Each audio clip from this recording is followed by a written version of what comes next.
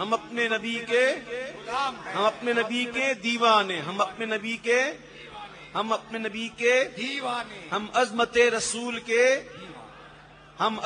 رسول کے پاسبان، ہم چادر بطول کے پاسبان، ہم ناموس رسول کے. پاسبان. ہاں، ڈنمارک میں اور جہاں جہاں یہ معاملات ہوئے اس پر احتجاج جاری ہے، ہونا چاہیے. ہم کہتے ہیں غلام ہیں رسول کے غلام ہے. ایک بات میں آپ سے کرتا چلوں،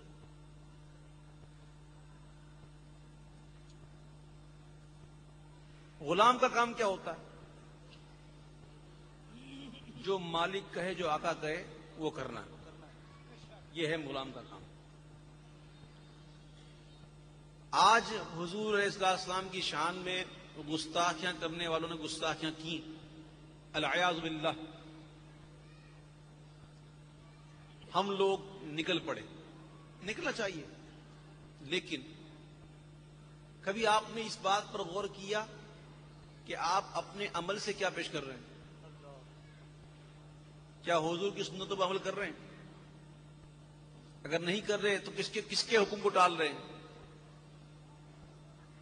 حضور نے، بات کڑوی ہے لیکن سچی ہے، حضور نے داڑھی رکھوائی اور رکھوانے کا حکم دیا، اور یہاں تک فرمایا آقا نے کہ داڑھیوں کو معافی دو، مونچھیں پست کرو، اور یہودیوں کی سی صورت مت بنو.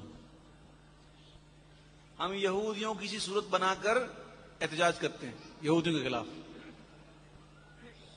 درس قرآن اگر ہم نے نہ بلایا ہوتا، یہ زمانہ نہ زمانے نے دکھایا ہوتا. یہ ایک ٹیسٹ کرتے ہیں خبیث کے بچے، یہ ٹیسٹنگ کرتے ہیں کہ آیا دیکھا جائے کہ مسلمانوں کے دلوں میں اپنے محبوب نبی سے محبت کتنی ہے، ابھی ہے کہ نہیں ہے. یہ ٹیسٹ کرتے ہیں. تو ہم ایسا موقع ہی کیوں دے ٹیسٹ کرنے کا؟ بن جاؤ نا حضور کی سنتوں کی چلتی پھرتی تصویر، سبحان اللہ. بن جاؤ حضور کی چلتی پھرتی تصویر، کسی کو آزمانے کا موقع نہیں. تصویر